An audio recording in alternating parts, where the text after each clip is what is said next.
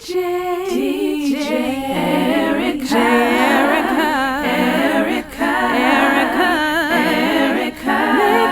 show. Female fleet. R&B, y'all. Fleet DJ.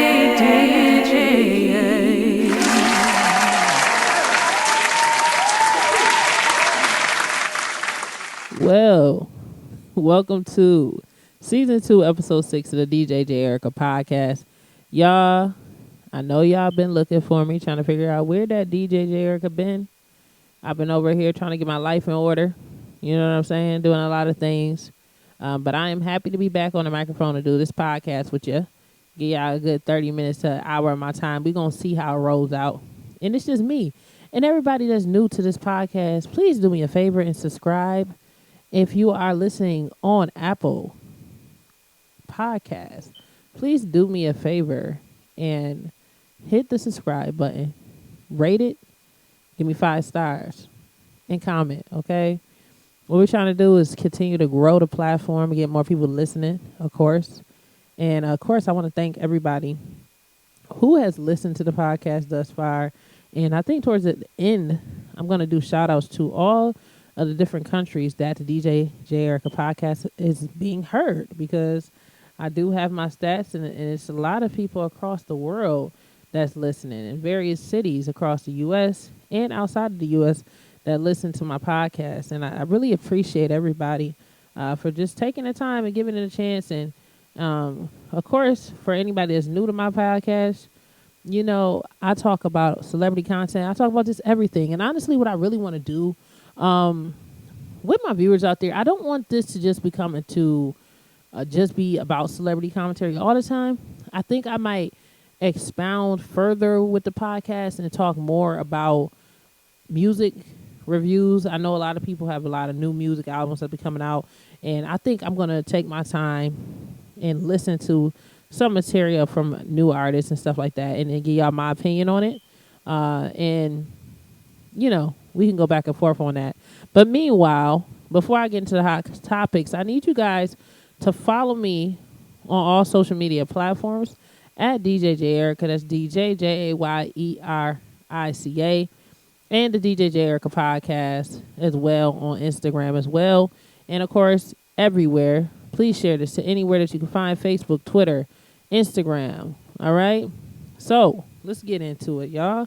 So, I am so dated right now because the last podcast I did was almost over a month ago, y'all. So, a lot of things has transpired in that amount of time. So, the first thing that I do want to talk about is just the growth of Black Hollywood. Let's talk about Tyler Perry. Man, I am just so amazed for what Tyler Perry has done. And I'm pretty sure everybody who is anybody in the world, especially in the Black community, is aware that Tyler Perry opened his studios about a week and a half ago to the public. And it was a big premiere. And everyone who was anyone was in the building, including Oprah Winfrey, Beyonce, Spike Lee, and a ton of other amazing Black power.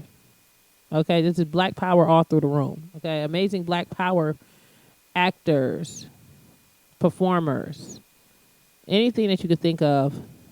Everybody in Black Hollywood came to show out and show love. And Tyler Perry Studio is bigger than Paramount and Disney Studios and an additional bigger studio combined. So this studio is bigger than 3 Hollywood studios. It's like out in LA and the Disney studio in Florida. I am just like, wow. When I seen clips of it on social media, I'm just like amazed, because it wasn't too long ago, and it's still going on now, where Black actors, actresses, performers felt outcast when it comes specifically in the acting realm of being snubbed for Oscars awards and the Academy, of course, when they were talking about the Academy Awards and the Oscars, and they had Oscars so white, things of that nature. So it's so many black performers that often complain about not getting the recognition of their talent in a more, I would say, a wider Caucasian audience. But what Tyler Perry did was he didn't not only just complain about it, he did something about it. Let's talk about Tyler Perry. Him as a black man starting up, he came from poverty, homelessness. You know, he came there to Atlanta with a dream. He slept in his car until he saved up nearly $12,000, as I seen it was quoted on an interview that he did. And then he started to do his stage plays and doing the Chitlin circuit. And for most people that don't know what the Chitlin circuit is, it's not a part of the culture. That is traveling plays, stage plays, entertainment. You know, so that's how he got started, and he sold his DVDs out of the trunk of his car. I remember when I was younger, you know, family members and stuff like that and friends brought his DVDs over, and I was just so entertained by the stuff that I seen. Like, I never seen, I guess, I would say a black performer, writer, producer who did everything and all their stuff in a stage play format and then upgraded up to movies. Because most of the time when we seen our male black performers, they were more of stand-up comedian, and then they jumped in and got into Hollywood. You know what I mean? But Tyler Perry literally took his name and built his entire brand from the ground up. He wrote, produced, created, acted, and just made something that was new. Because most of the time when it comes to black performers, they are literally just the front face or the puppet of a more Caucasian based or, you know, audience, or I would say most of the majority of Hollywood is white owned. So let me try to rephrase that. So black people are more the puppets to a white owned industry, which is Hollywood. And what Tyler Perry has done was he literally created his own black Hollywood, where he's the owner of everything. And he's the first black person in the world to solely and fully own their own production studio, major production studio. So I know a lot of people might be hitting me up like, yo, Jay, there's other people who came before that who's this, and this, but they weren't major, okay? Tyler Perry is a major studio production company. Tyler Perry Studios is partnered with Lionsgate, major distribution. We talking about $50 million easy in the box office every time he drops a movie. So this is a big deal, okay? Seeing that he decided to not care about what the critics said about them. A lot of people try to make fun of Tyler Perry and say, like, oh, you know, he's just in a dress. You know what I mean? He has to wear a dress to perform. And a lot of Hollywood clowned him and said, you know, what he was doing was coonish or, you know, disrespectful or stereotypical to black women and black grandmothers, and disrespectful. And really just try to, I would say, downsize what he was doing. You know what I mean? Light shade here and there, major shade up front. And Tyler Perry took that and took a higher road. And he became the bigger person and said, yes, I will take all this criticism, but yet you still inspire me. So I'm going to name this soundstage that I now own after you and honor you. And that's something that is just so commendable. And that just show you how you should respond to haters, to people that don't believe in you, or people that see what you're doing but don't believe in the vision because they're jealous or they seen it done a specific way and feel like you're supposed to do it that way as well. And what Tyler Perry did and has done is did it his way, but did it even better than anyone else has ever done it before. And while doing that, he honored people who came before him before he was even thought of or his production was even a word to even speak into existence, and honored people like Spike Lee, honoring Halle Berry, honoring, I think he said Denzel Washington as well, honoring Will Smith, Cicely Tyson, and the late, great Diane Carroll. And also, I just want to say rest in peace to her. We lost her, Miss Diane Carroll, earlier this month, about October, and she passed away on the 4th due to what they stated was cancer. And she was, I believe, 84, 85 years old. And it's just a great honor that he named the soundstage after her, because now her legacy is even further secure. So people can learn about her and learn about all of these greats whenever they pass on, that he's honored. So their legacy isn't forgotten, because in Black Hollywood, we've had a lot of greats. We had our Hattie McDaniels. We had a lot of great performers and actors who are rarely mentioned and not honored. Like, we can mention those people like a Hattie McDaniel. We can mention those people. That is Diane Carroll and everything else. And even a Cicely Tyson. But to me, I feel like the Black actor, actress, especially in Hollywood, has never been truly, fully honored and purposely remembered. And I think Tyler Perry did that. Tyler Perry has done that with naming all the sound stages after these people. And it's a lot of clips on the internet showing people that showed up to the event and just showing clips of the entire studio.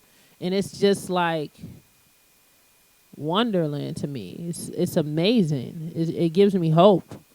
If Tyler Perry can start from basically nothing and be homeless to owning an entire studio, fully, a major studio that was built on, listen to this, that was built on a Confederate Army soldier base.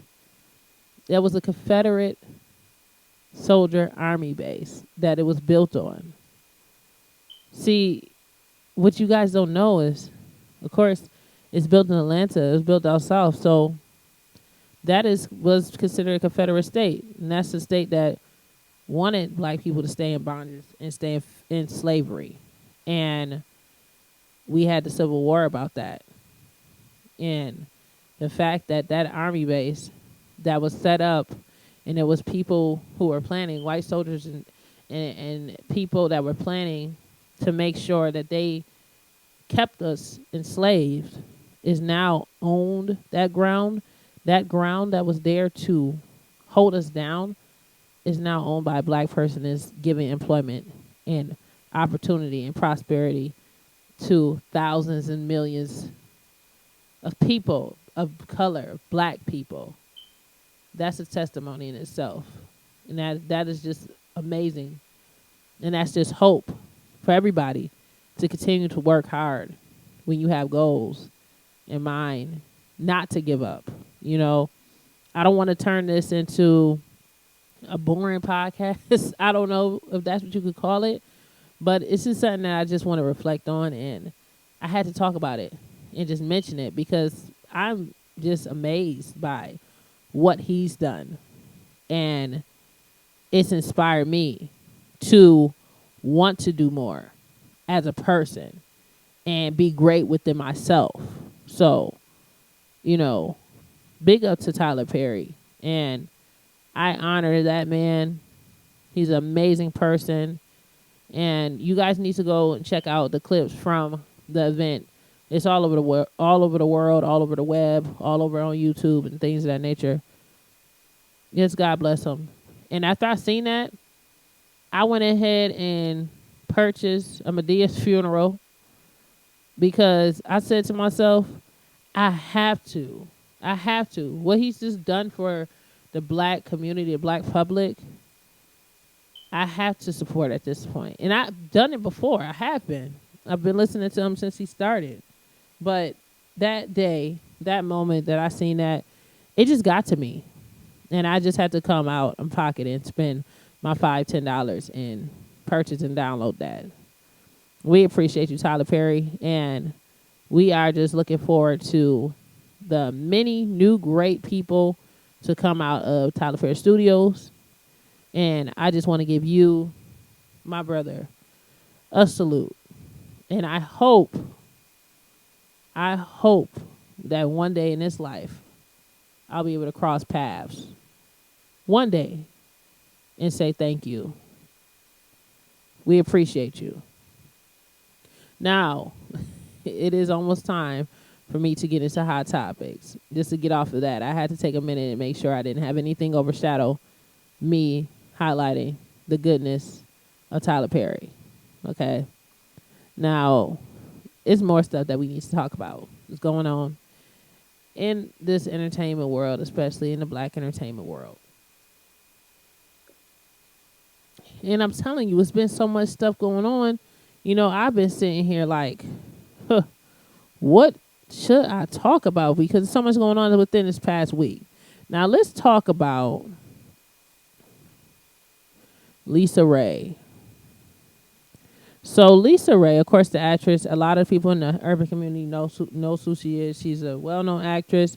Her breakout role was from the movie The Players Club, which is like a classic urban movie, of course. And she has decided to do TV One, I think it's called Uncensored. And it is her talking about her life, about her marriage. Of course, she was married for 2 years to the king of, I think it's Caicos, Torsa Caicos. And she was the first lady there. And she's decided to go on the record to talk about what ended her marriage. Now, a clip that I seen the other day that threw me for a loop is Lisa Ray is accusing Dwayne Martin, the actor, of allegedly helping to derail her marriage further with claiming that he's helped her ex-husband, okay, with having affairs with women. She says that Dwayne Martin and her was best friends, and he betrayed her trust in the worst way because she would be away often. And while she was away, someone that she said considered her friend, or she considered a close friend of hers, and she said his name, Dwayne Martin, helped her husband cheat on her by bringing women in and out of their home for them to have sex and engage in things and infidelities with her husband. And it just like, whoa. Now, the thing about it is, and this is what she's alleging, the thing about it is it's just so shocking to me that she's saying something about him, because a few months ago, she also said that Nicole Murphy was also a big part of why her husband also cheated on her. She's saying that Nicole Murphy slept with her husband and helped to ruin her marriage as well. And Lisa Ray was, coming for her because, of course, y'all remember Nicole Murphy was caught kissing a married man, Antoine Fuqua, who's also married, and it was paparazzi and everything else. Then she made a spectacle on Wendy Williams and made a claim and said that she didn't help to end Lisa Ray's marriage. And Lisa Ray went on the radio and stated to her sister, the brat on the show that they're on, that she wants to have a sit down with Nicole Murphy face to face. and discuss it because she said that she tried to, I guess, manipulate the public with the words and make it seem like, oh, I'm not the reason why that marriage ended, but she trying to leave out the part that she actually did allegedly have an affair or hook up with Lisa Ray's husband. Now, what Lisa Ray saying these things is scandalous. It's like eye-opening. But the thing is, well, what she's saying, I feel like there's a lot of blame being placed on all of the key players who were involved with her husband while he betrayed her. And I feel like he should be held accountable. I feel like she should be more so exposing him for being a cheater and a no good man. Now, I guess she is doing that, but it just seems like she's always adding in other well-known entertainers and blaming them also, and saying that he, they're the reason that her husband cheated on her, that her husband cheated on her. To me, I feel like, although her friends was wrong, don't get it twisted, because there's a lot of no good people out here. Although her friends was wrong, that man that she married made those vows with her. So it really comes down to him. Him as a grown man, you could put crack in front of somebody and tell them to smoke it. That don't mean that they have to smoke it. So even if Dwayne Martin was bringing these women over to have an affair with her husband, if her husband really was an honorable man, a man who really honored her, he wouldn't even done that. He would have kicked Dwayne Martin out and said, how could you disrespect me and my union with my wife? So the fact that he didn't do that, it's like, is it really all Dwayne Martin's fault that your husband wasn't faithful? Is it really Nicole Murphy's fault that her husband wasn't faithful? It's, do she take some of the blame of why the marriage fell? Because we see a lot that goes on in regards to her speaking out on the two friends that she said betrayed her.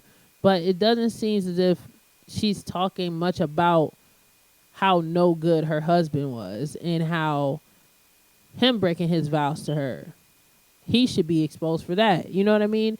I just don't feel like he's getting the actual... I don't think that she's blaming the right people, because those people are just people out on the street. They might be friends, but once you get married to somebody, that person that you married is fully responsible for being committed to you, being honorable to you, no matter what the situation is supposed to be. If that's what you guys agreed with within your marriage, that's what they're supposed to do, no matter what friend tried to do that. And if that was the case, she would have been out of both of those friends, and she still would probably be married if he was an honorable person, allegedly. So hopefully with that, I'm glad that she's going to be on the show Uncensored and airing all that out and discussing that and stuff, because it's interesting to me, But I really hope that when we do see it, she also talks about her husband violating their vows and giving him some of the blame as well, because you can only blame your friends for what another person is doing for so long, and they've been divorced for a very long time. So hopefully eventually she'll be able to talk about and making it these things more direct towards her husband, who did allegedly have these affairs and things of that nature on her. All right. So going to the next topic on here. So we got Elton John, y'all. Elton John is over it with The Lion King, y'all. He done went on the record and said that he was hugely disappointed with the music. And he felt like the impact was very lackluster. He decided to go to the Rolling Stone. And I quote, let me just read this for you. This is from the Rolling Stone. And this is what he told GQ. Excuse me. Let me get my sources together. There's so many in source. And shout out to the sources that I do get this news from. I do go on lovebscott.com.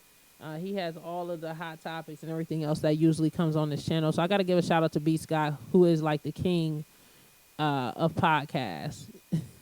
But yeah. So according to LoveyScott.com, they made a repost from the Rolling Stone, and the Rolling Stone is reposting his interview, Elton John's interview with British GQ, where he said the new version of The Lion King was a huge disappointment to me, and quote, because I believe they messed the music up. Music was so much a part of the original, and the music in the current film didn't have the same impact. The magic and joy was lost. The soundtrack hasn't had nearly the same impact in the charts that it had 25 years ago when it was the best-selling album of the year.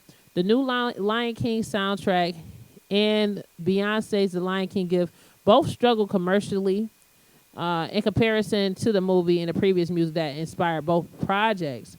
During the first week of the sales, Beyonce's album debuted at number 3 on the Rolling Stone's top 200 albums chart, while the Lion King album launched at 19. By the next week, The Gift fell to 21, while the soundtrack decreased to 42. The new soundtrack fell off the chart so quickly, despite the massive box office success. Elton continued, I wish I had been invited to the party more, but the creative vision for the film and its music was different. This time around, I wasn't really welcomed or treated with the same level of respect. That makes me extremely sad. I'm happy that the right spirit for the music lives on. Excuse me. Let me say that again. I'm happy that the right spirit for the music lives on with the Lion King stage musical. In August, in an August interview with the Rolling Stone, Eddie Lonman Boderick, a studio singer for the 1994 Lion King and a close collaborator with Hans Zimmer, described what inspired the composer to embark on the challenge of redoing the original. I think Coachella is what prompted Hans to say, I really need to do a remake of The Lion King. Because at Coachella, the millennials were openly weeping when he started The Lion King. I don't think they realized how iconic and how much a part of our culture that song and that movie has become. So, honestly, I have to say I agree with Elton John. I feel like it's so many remakes going on.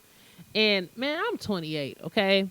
So when this stuff dropped, I was a kid, I was a toddler, but I still have vivid memories of The Lion King and when it came out and the impact that it had on this generation.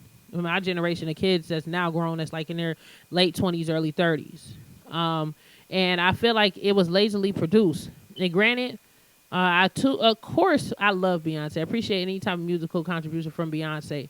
However, I don't feel like the music was properly highlighted. I remember when, you know what I miss really is when the soundtrack was just as good as the movie. Like back in the 90s, me growing up, it was a big thing. The soundtrack in a movie had to match up. It was kind of like Whitney Houston in The Bodyguard and the Bodyguard soundtrack and all of that coming together. And of course, the same thing like Soul Food, the movie, and the Soul Food soundtrack.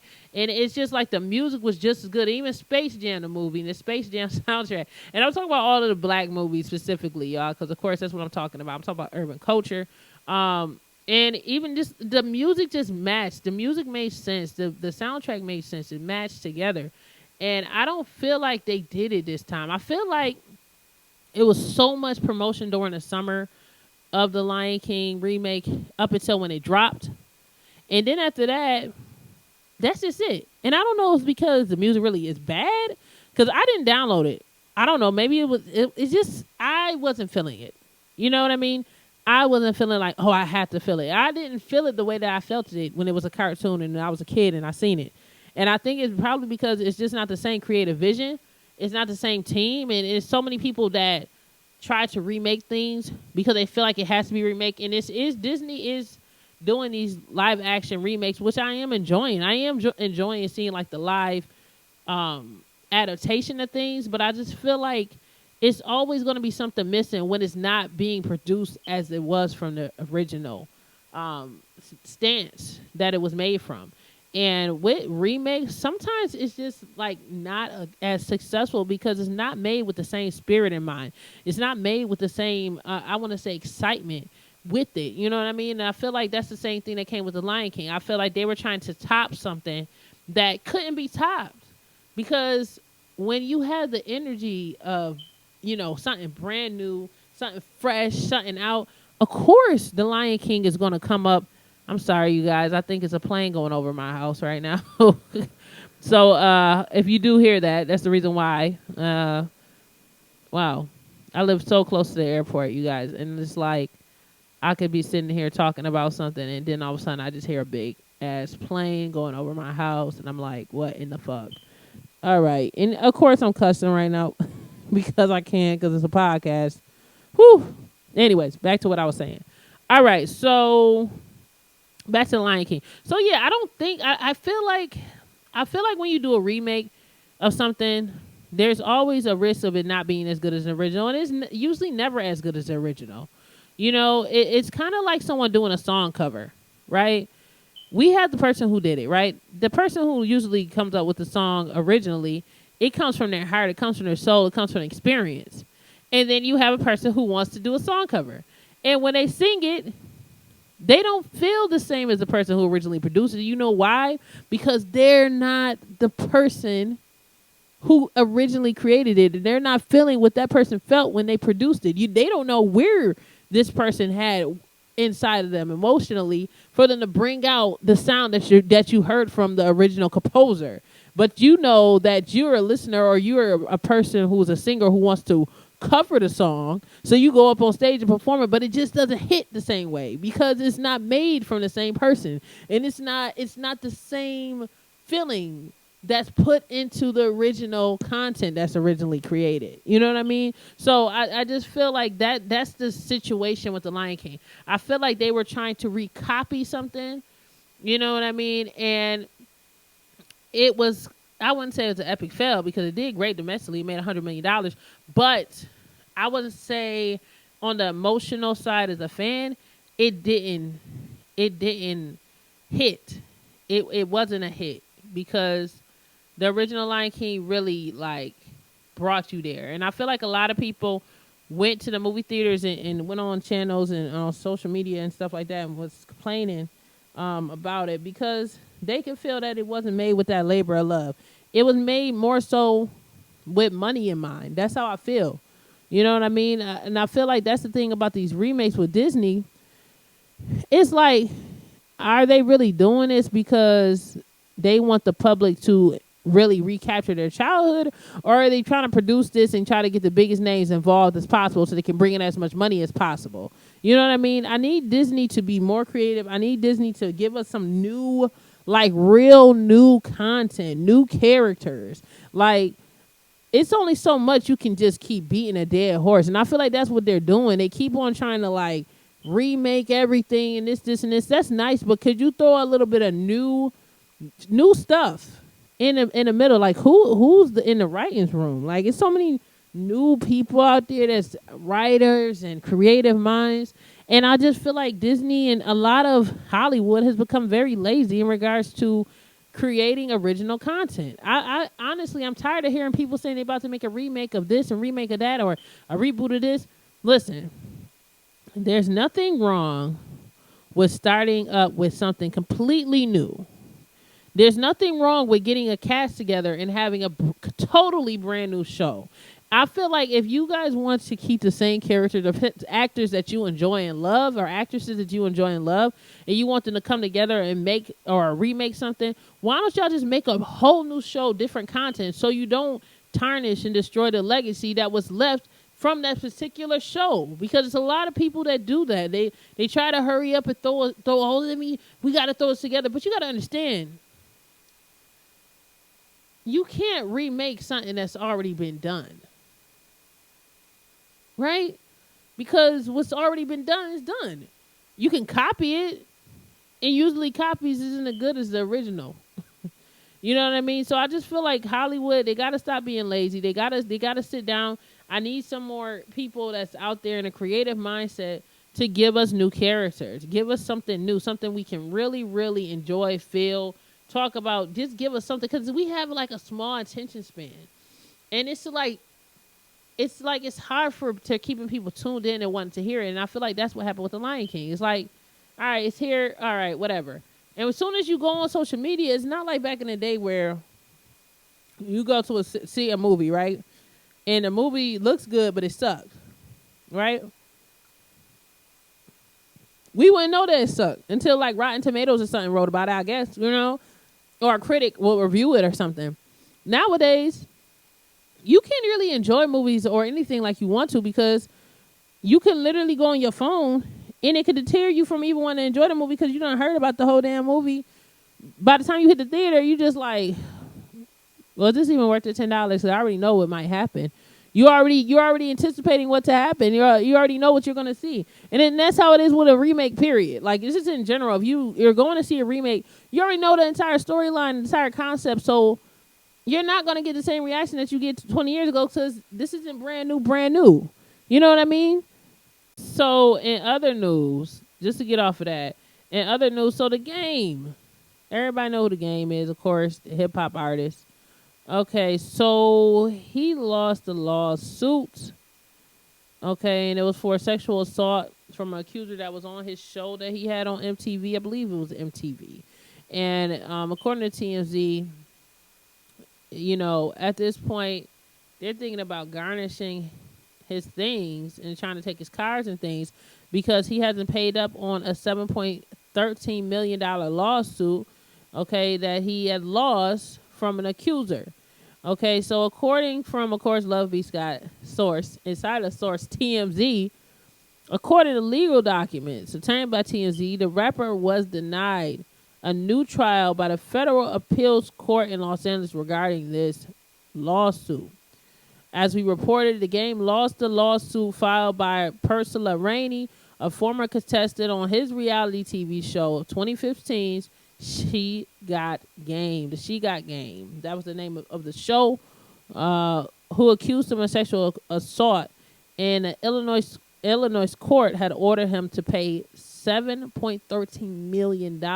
Okay, Rainey claims Game was so high on drugs and reached inside her dress, forcibly reaching his hand inside her dress and rubbed her bare vagina and buttocks. The Game called her a thirsty Gatorade mascot of a transvestite. What? Okay. The Game appealed the initial ruling, but on Thursday, appeal courts affirmed the lower court's ruling and slamming The Game for blowing off the trial and not showing up and calling his conduct towards Rainey deeply reprehensible. Okay. So pretty much he got to come with that money or they're going to start like repossessing his stuff. Now, this is ridiculous. Like, his behavior is ridiculous. And I'm not saying that the woman suing him was ridiculous. I'm saying, why is it that because allegedly, or this is an allegation, right? But they saying that he actually did it. She won the case, whatever. If you had these type of allegations against you from somebody, why would you not? If you had these type of allegations against you from somebody, why would you not show up to court to defend yourself? That's a lot of money on the table. And he literally just was just like, that's really arrogant to think that you just gonna win because you a rapper or you The Game, whatever the situation may be. I don't know, but I mean, what? Like, so now he has to pay $7 million. I mean, at least he could have been able to get a lawyer to try to negotiate, settle out of court. But now $7 million, I know that's hitting. That's hurting. He hasn't been really coming out with a lot of music. So, shoot, for all we know, that could be his network. Okay, his net worth. All right? It's just disturbing that, he would even think it was okay to do that to that woman. And it's a lot of things. That's how things are, in the music industry. It's known, a lot of people with power feel like they could treat women any type of way. They could fill up on women. They could do things. And that's inappropriate. And get away with it because they're rich or famous or whatever the situation may be. And I think that with Game's, status and stuff like that, that probably made him feel as if he probably wouldn't lost the lawsuit. You know what I mean? So he just felt like he didn't need to go to court because he thought it was going to get thrown out. But he just messed himself over. So now this man got to come out of pocket $7 million for his behavior. You know what I mean? And that is a lot of money, But hopefully, he comes up with it soon because, according to sources, allegedly they're not playing. You know, they're talking about trying to repossess his thing. So hopefully he starts to pay this woman and, you know, do a payment plan with her and start giving her the money that he owes because he lost fair and square. Man, Game, like, come on, man. He's so talented. Like, I don't be understanding, like, why is it, you know, so many entertainers are willing to throw away everything they have, financial, you know, things of that nature, their reputation, just so they can get a quick sick sexual thrill from things. It's ridiculous. And it's like, you old too. Like, people are be old grown, you know, and they still well established and they still willing to throw everything they have away for some temporary quick vagina. Like, it's just like, start thinking about yourself. Be selfish enough to think about yourself and what it could do to your money and your finances when you're doing this, when you have a ton of other women that will be willingly throwing themselves at you. I just don't understand. What else is going on? Oh, okay. So Frank Ocean. Let's see what's going on with Frank Ocean today. Response to Pepper. Okay, so Frank Ocean just dropped a new song, DHL, new music. I'm going to check that out, and I can't play it here, but I'm going to check it out and tell you guys my opinion on that joint. But y'all should definitely check that out, too. What other news we got going on? We got a lot of news that have been going on this past week. A lot of gossip. Ton of gossip. Oh, man. Okay, so let's talk about this pastor, man. This pastor out. I believe he's out in Illinois, too. This pastor who's broke the internet because he is recorded performing oral sex on a woman who was not his wife. Yes, I said that right. A pastor was recorded giving oral sex, allegedly, to a woman who was not his wife. Okay? The video was circulating online, allegedly showing Pastor David E. Wilson of Bible Way Ministry and World Outreach Inc. engaged in some petty, tense oral sex with a woman who was not his wife. Speaking exclusively with Heavy.com, a family member of Pastor Wilson says they do not know for sure if the video is real. The family also said that whoever was spreading the video was trying to become famous off the pastor name. The clip is accompanied by a caption of Pastor Wilson out here doing the Lord's work, and it has gone viral on Twitter and various other social media platforms, and it's all over the web. And what this is going to lead into, people out here, is just like, stuff like this is why people don't be going to church. Okay, like, you be having all these pastors in the pulpit talking all this stuff. Oh, you know, you're not supposed to cheat on your wife.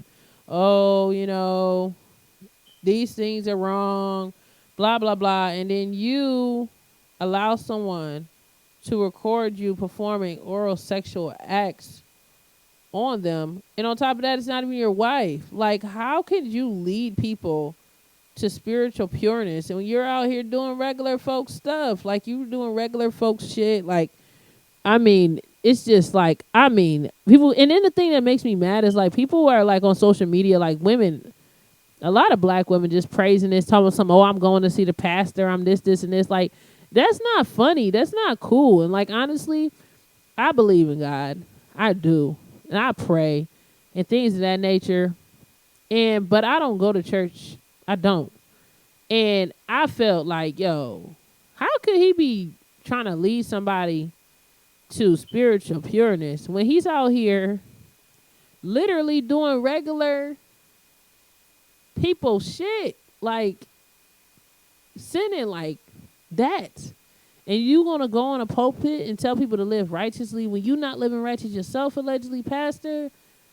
It's just, you know, I'm just getting tired of seeing stuff like this in the news. You know what I'm saying? I'm tired of seeing the stuff with these pastors and all their sexual deviousness and their deceit and deceiving the people that you're trying to, I guess, you're supposed to be saving people's souls and, teaching them about the word and living by that word. And it's just like, yo, it's just like a wolf in sheep clothing. It's just like, yo, like, how could you tell me not to do this, this, and this? And meanwhile, you on tape being an adulterer and performing lewd sex acts on a woman who's not your wife, allegedly. It's just like, yo, like, it just make me sick.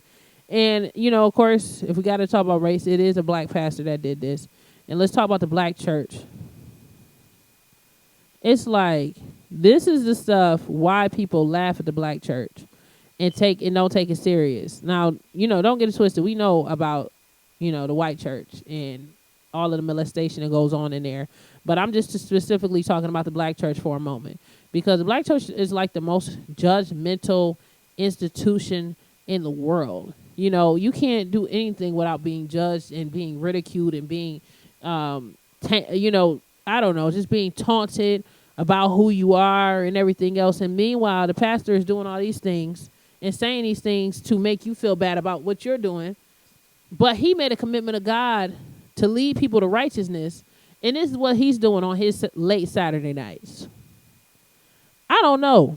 I feel like, honestly, we can't depend on other people to lead us to God. I feel like we need to find God ourselves and really just take the time and interpret the Bible that we read and, just try to, because I know through all this, there are good pastors who really is leading people out of damnation and really saving souls and stuff like this.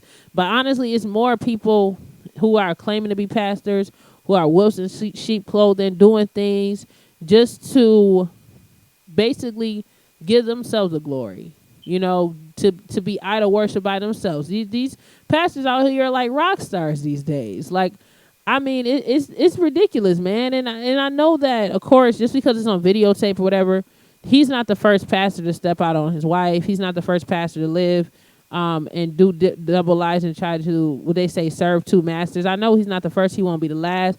But the fact that there's people on social media, and it's a lot of black women, which I know are very religious. That's a religious group of people, black folks just in general, to make this and say that it's funny. Like, how? Like, how is this funny? It's disturbing. Like, how could you be, like, you literally, but you know what? What goes on in the dark comes to light. So maybe that needs to be happened. But see, that needs to happen. But see, at the end of the day, he's still not going to be held accountable. You got this man off his face, bare face up in there, all up in the camera. And it's still going to be brainwashed people, brainwashed religious people, still saying, oh, pastor's a good man. It's just a demon that possessed him. It's just like, wake up, people. Some folks are just freaky and they don't care. And it's just like, I get it. Your pastor is supposed to be a man of God, and that's fine, but he's still a man, and men have needs, and men sometimes they don't think with their manhood. They think with their manhood, but not with their brain. So, honestly, it's just the fact that he is supposed to be a pastor. You know what I mean? And he's supposed to be telling folks the right way to live. You're supposed to fight those urges. You're supposed to honor God because you're supposed to be doing the work of God. And for him to do that, it's just like, dude, I'm not even a church goer, and I'm just like, just throw the whole church away. Like, there's no way that you should be going to that man's church this Sunday morning, the next day, whatever, because clearly he's still fighting demons in himself or whatever, and he can't even be faithful to his own wife and care enough about her health. He's up here just raw tonguing this woman that he probably don't even know that well, that's just in his church. And this is the woman that just recorded him. So I know it's probably more, allegedly, probably. You know what I mean? It's just ridiculous. It's too many people, too many STDs out there. And for you to be a pastor doing that, it's shame on you and shame on the whole organization that's supporting that. Because there's too many black women that just let these men out here run amok. Let these pastors run amok, run up in them, and then come in the pulpit and be all, acting holy and sanctified and everything else. And you out here, you just doing regular folk shit, and then you hide it behind God and try to make it seem like you don't know no better. Like, it's just disgusting to me. and it's not even, it's the fact, because people are like, oh, well, oh, I perform oral, ain't nothing wrong with that. That's not the point. It's the point he's a pastor and he's cheating on his wife and he's performing oral sex and he's being recorded showing that he's cheating on his wife. He has no regard for her and his family. It's just in his people that he's leading. And honestly, you're supposed to lead them out of damnation, not to damnation. And based off of what he's doing, he's leading people to damnation because he's not a pure, clear soul. So this is why people don't go to the church, Pastor. This is why. But we can all, find God in our own way, and I believe that. It's just to me, it's just ridiculous, though, how judgmental the church can be. And then their pastor do things like this, and yet you still got people saying, oh, my God, it's okay. But the regular folk who didn't make a commitment to God just yet, who still a lost soul trying to find themselves, you judge and condemn them. But this pastor who's committed to God probably for decades is living life like that. And y'all still going to go ahead and pay and get this man money so he can live lavishly off of your income and your hard work. We got to do better in the black community and especially in the black church, okay? For real. And on that note, let's see what else we got going on, man. Honestly, it's so many other things that's been going on. And honestly, I could talk about more, but it's like, I got to catch up, baby. It's just too much stuff going on. It's too much stuff going on that I want to talk about. But those are just the top topics that I decided to talk about today. I'm going to be more consistent. You know what I'm saying? I know that y'all probably been like, yo, where that J. Erica been, this, and this. But getting life in order, getting things organized. Those things are very important to me. You know what I mean? But I'm going to be on more often to talk to you guys. And I appreciate you guys for listening to my podcast and giving it a listen. You don't have to listen, but you choose to listen. And I appreciate you for listening. Now, this is the part of the show where I'm going to give a shout out to all of the different countries that listen worldwide to the DJ J. Erica podcast. And, of course, the cities as well. So, according to this, I got 61 cities in the United States that's tuned in. So, I want to give a shout out, and I'm going to get specific. Washington, D.C., I see you. Stone Mountain, Georgia, I see you. Kentucky, I see you. Hollywood, Florida, I see you. My people in Africa, Cape Town, West Cape, I see you. My people in Midland, Texas, I see you. Singapore, I see you. Memphis, Tennessee, I see you. Lambeth, England, I see you over in the UK, baby. My people in the Bronx, South Bronx, the regular Bronx, I see both of y'all. In New York, I see you. Southfield, Michigan, I see you. Philly, that's where I'm from. Pennsylvania, I see you. Southgate, Michigan, I ain't never been there, but I see you. I salute you. Hallandale, Florida, I see you. Newark, New Jersey, that might be my own peoples that I know that's out in Newark, New Jersey. I see you. My people up in Rochester, I see you. My people out in upstate New York, I see all of y'all. My people in Atlanta, Georgia, y'all on the list, at the top of the list, I see you. Mountain View, California, whoever's on the Mountain View, California, I see you. Carrboro, North Carolina, I see you, baby. Fresno, California. Los Angeles, California, I see you, okay? And those are the top cities that I'm talking about. I got way, way more. But those are the ones I want to shout out. It's pretty much all of the states. Missouri also, can't forget y'all. I see you. And it's a couple of more on here. It's a lot. I'll be here all night. Charlotte, North Carolina, baby, I see you. Kigali, I see you. And I appreciate y'all. So all I need you to do is continue to tune in. Share the podcast. If you enjoy the podcast, please make sure you guys like and subscribe, comment. I'm available on Spotify. I'm available on Apple Podcasts. I'm also available on Stitcher. I'm also available on YouTube. Follow me on YouTube. I am DJ J. Erica. With a lot of the commentary and my podcast is also there. Just subscribe there and support and follow. And you guys, I appreciate you guys for tuning in. And just to go through the countries that's listening, we got our high listenership up in the United States. You know what I'm saying? We got listeners out in the UK, United Kingdom. Appreciate y'all. My people out in France. We got listeners out in Rwanda, Kenya, Singapore, South Africa, and Brazil. Y'all really, really rocking with the podcast, and we international. You know what I'm saying? So I appreciate everybody for tuning in. We're gonna get through some more hot topics on the next episode. And you know what I'm saying? This is DJ J Erica podcast. I appreciate everybody for your patience. I know it's been a while. I've been gone for a minute. Now I'm back with the jump off. That's the most I can say. I don't need to be getting sued. You know what? Oh, how could I forget about, you know what? I've told y'all this show is about to be over, but now I got to go over this real quick. Okay. Lizzo. I can't end this show without talking to y'all about Lizzo real quick. I'm going to have to go over an hour because Lizzo is getting sued. Now, this is not only is she getting sued by one person, she getting sued by two people for two of her hit songs, okay? So, allegedly, Truth Hurts, of course, which is her hit single that's out right now, the writers that pre-wrote the single before it was switched over to her and Atlantic Records is suing for songwriting credits and won 5% of the sales per writer. And it's a writing dual team of brothers, two of them. They wrote, and Lizzo took it and then brought it over to her new writing team, and they produced it, put it out, and they haven't given them people a penny of the first line, okay? They said they wanted 5%. 5% was just basically 10% for the writing camp for helping them produce the first line of the single. And it was originally a different title to the song, but Lizzo took it and turned it into something else. So now she's getting sued for stealing copyright, whatever the situation may be. They just want their percentage. They said that they tried to do it behind the scenes, but it still wasn't being done, so they decided to go to news outlets. Do you feel like Lizzo should pay them? Now, I know how it is out in the music industry. People don't get paid that much money, okay, when it comes to the streams and everything. But Lizzo is making major hits, so I know they're missing out on some big checks, baby.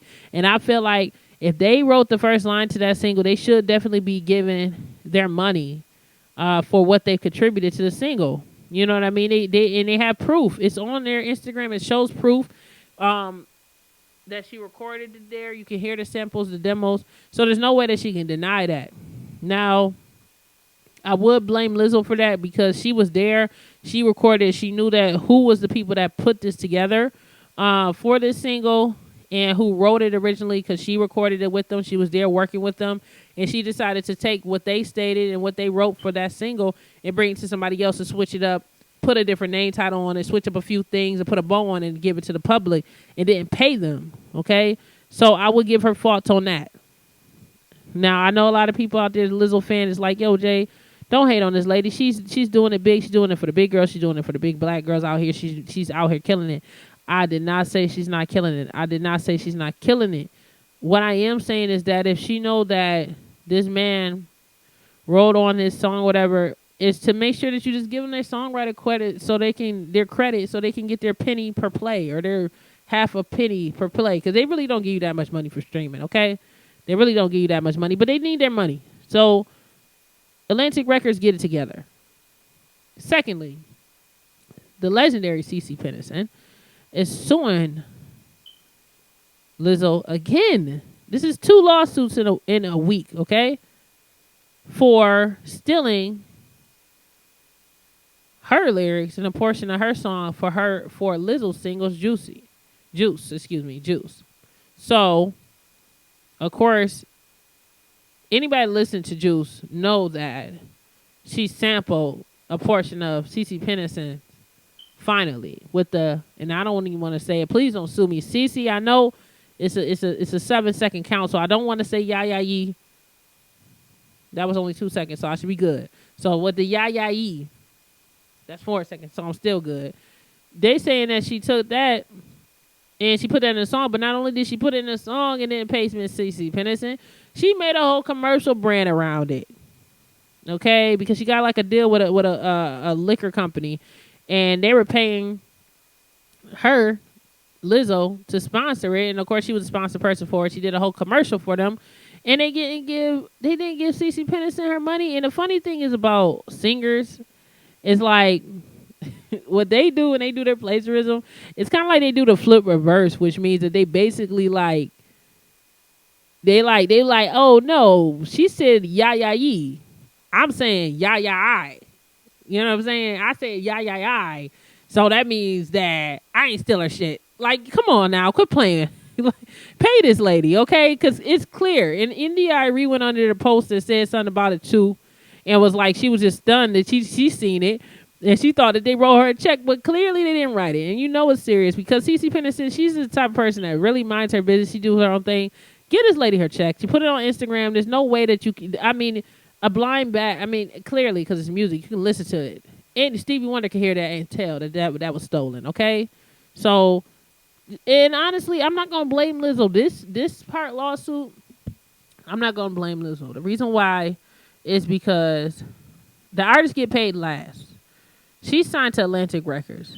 If Atlantic Records knew that they took something from CeCe Peniston, they should have wrote her a check. But they're over there being crooks and being greedy, just like everybody in the music industry does. And they like to steal from people without compensating them. So Atlantic Records, please get it together. I mean, I appreciate y'all. I really do. I really appreciate the music that y'all put out. Y'all are amazing. But it's like, who is running it over there? You know what I mean? Like, why aren't you making sure that the people that you're sampling material from, you know what I mean? And it's on a larger grand scale. You guys are getting like 100 million views, billions of views for your artists. You're doing a fantastic job. But, you know, it's hurting your artists when y'all don't make sure that y'all, you know, making sure that y'all adding those songwriting credits to people to make sure they're getting paid. Because if they really added her on, CeCe Peniston probably wouldn't have said a word about her sampling it because she had another check coming in.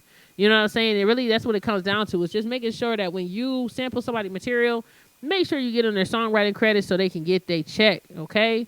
No matter how little, how small, make sure that you do give them their songwriting credits so they can get their check and make sure that these people are paid. You know what I'm saying? I appreciate Lizzo and the work that she's doing out here, but it's just like a lot of controversy going on in her world, and she's probably stressing. But this is the beginning. But she's handling it classy. I haven't heard any words from her. You know what I'm saying? She's just doing her own thing. But hopefully her team get it together and don't nobody else come out trying to sue her because it's just more. It's a lot of stuff that's been going on with Lizzo this past week and stuff like that. And I know she's probably somewhere stressed out dealing with it. But, you know, hold your head, sis. You know what I'm saying? You know, you're going to get through this.